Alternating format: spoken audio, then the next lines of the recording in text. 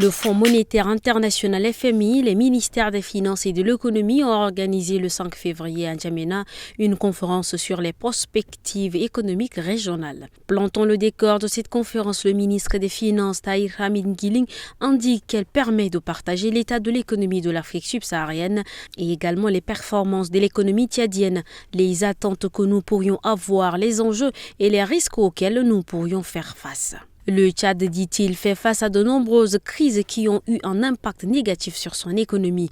Nous sommes sortis de la Covid-19, nous sommes entrés de plein pied dans les difficultés générées par les inondations, la crise humanitaire, mais aussi la situation au Niger, les événements en Libye, en Centrafrique.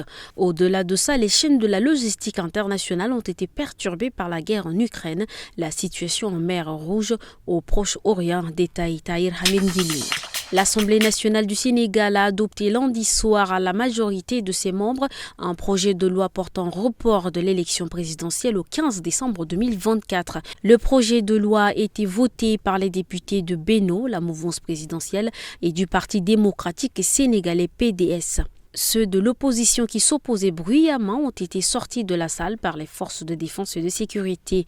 Le projet de loi a été proposé par les députés du PDS suite au rejet pour double nationalité de leur candidat Karim Wade par le Conseil constitutionnel.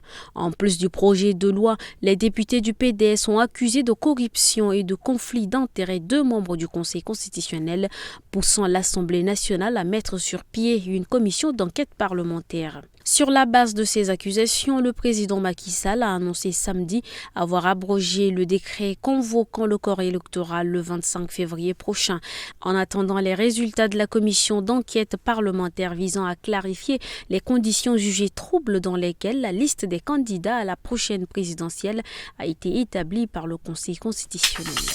Par décret numéro 0063 signé ce 5 février 2024, le chef de l'État a nommé l'ancien Premier ministre Saleh Kebzabo médiateur de la République pour un mandat de 5 ans renouvelable une fois. Ouverture ce lundi 5 février à Kintélé au Congo-Brazzaville de la réunion du comité de haut niveau de l'Union africaine sur la Libye au niveau des chefs d'État et de gouvernement. Convoqué par le président du Congo, son Excellence Denis Sassou Nguesso, le sommet a examiné l'état du processus de réconciliation nationale en Libye.